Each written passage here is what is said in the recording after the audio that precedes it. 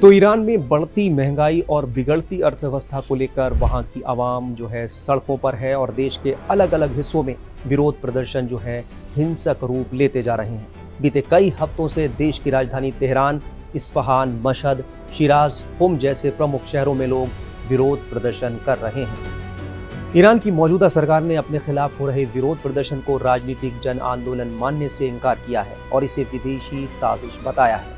Iran के supreme leader ayatollah Syed Ali खामनाई के नेतृत्व वाले शासन की ओर से इस जन विद्रोह को बलपूर्वक दबाने की कोशिश भी हो रही है। ईरान के सर्वोच्च नेता आयतुल्ला अली खामनाई ने 2 दिन पहले चेतावनी देते हुए कहा था कि दंगाइयों को उनकी जगह दिखाएंगे।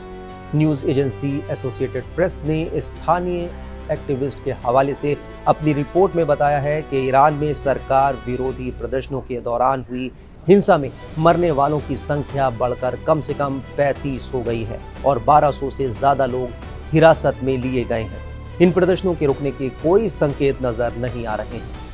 रिपोर्ट में कहा गया है कि 29 प्रदर्शनकारी, 4 बच्चे और ईरान के सुरक्षा बलों के 2 जवान भी मारे गए हैं। ईरान के 31 प्रांतों में से 27 प्रांतों में 250 से ज्यादा स्थानों पर प्रदर्शन हुए हैं। ईरान के अर्धसैनिक बल इस्लामिक रेवोल्यूशनरी गार्ड कॉर्प्स के करीबी मानी जाने वाली समाचार एजेंसी फार्स ने सोमवार देर रात रिपोर्ट किया कि प्रदर्शनों में लगभग 250 पुलिस अधिकारी और IRGC के बासिज फोर्स के 45 सदस्य जो हैं वो घायल हुए हैं। वहीं ईरान में इस्लामिक शासन विरोधी प्रदर्शनों में बढ़ती मौतें अमेरिकी हस्तक्षेप की संभावना को बढ़ा रही हैं। अमेरिकी राष्ट्रपति डोनाल्ड ट्रंप ने ईरान को चेतावनी दी है कि अगर तेहरान शांतिपूर्ण प्रदर्शनकारियों की हिंसक हत्याएं करता है तो संयुक्त राज्य अमेरिका उनकी मदद के लिए आगे आएगा। लेकिन ट्रंप की टिप्पणियों ने तुरंत ही तीखी प्रतिक्रिया को भी जन्म दिया। ईरानी अधिकारियों ने मध्य पूर्व में अमेरिकी सैनिकों को निशाना बनाने की धमकी दी। ईरान पहले ही कह चुका है कि अमेरिका दखल देने वाला होता कौन। अमेरिकी सेना की ओर से वेनेजुएला के राष्ट्रपति निकोलस मादुरो को गिरफ्तार करने के बाद इन टिप्पणियों का महत्व और भी बढ़ गया है। बता दें कि मादुरो लंबे वक्त से तेहरान के सहयोगी रहे हैं। 2022 के बाद से ईरान में सबसे बड़ा ये विरोध प्रदर्शन माना जा रहा है, जब पुलिस हिरासत में 22 वर्षीय महसा अमीनी की मौत ने देशव्यापी प्रदर्शनों को जन्म दिया था। अमीनी को हिजाब या सिर पर स्कार्फ नहीं पहनने के चलते हिरासत में लिया गया था और हिरासत में उनकी मौत हो गई थी, जिसके बाद ईरान में भारी बवाल देखने को मिला था। हाल के सालों में ईरान को राष्ट्रव्यापी विरोध प्रदर्शनों के कई दौरों का सामना करना पड़ा है। अंतर्राष्ट्रीय प्रतिबंधों के कड़े होने और इजराइल के साथ 12 दिनों के युद्ध के बाद ईरान की आर्थिक स्थिति जो है वो बिगड़ने के चलते दिसंबर में उसकी मुद्रा रियाल का मूल्य जो है गिरकर $1 के मुकाबले 14 लाख रियाल तक पहुंच गया। इसके तुरंत बाद विरोध प्रदर्शन शुरू हो गए।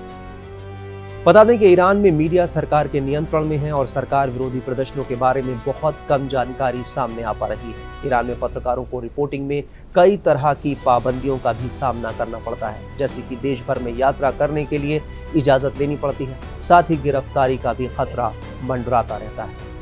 वहीं ईरान में बढ़ते सत्ता विरोधी प्रदर्शनों और हालिया वैश्विक घटनाओं को देखते हुए भारत सरकार ने नागरिकों को ईरान की गैर जरूरी यात्रा से बचने की सलाह दी है। विदेश मंत्रालय की तरफ से जारी निर्देश में कहा गया है कि भारतीय नागरिकों को अगले आदेश तक इस्लामिक रिपब्लिक ईरान की गैर जरूरी यात्रा से बचने की सलाह दी जाती है। भारतीय विदेश मंत्रालय की तरफ से कहा गया है कि ईरान में मौजूद भारतीय नागरिकों और भारतीय मूल के लोग पूरी सावधानी बरतें, किसी भी विरोध प्रदर्शन या धरना स्थलों से दूर रहें और समाचार के साथ साथ तेहरान में मौजूद भारतीय दूतावास से संपर्क बनाकर रखें।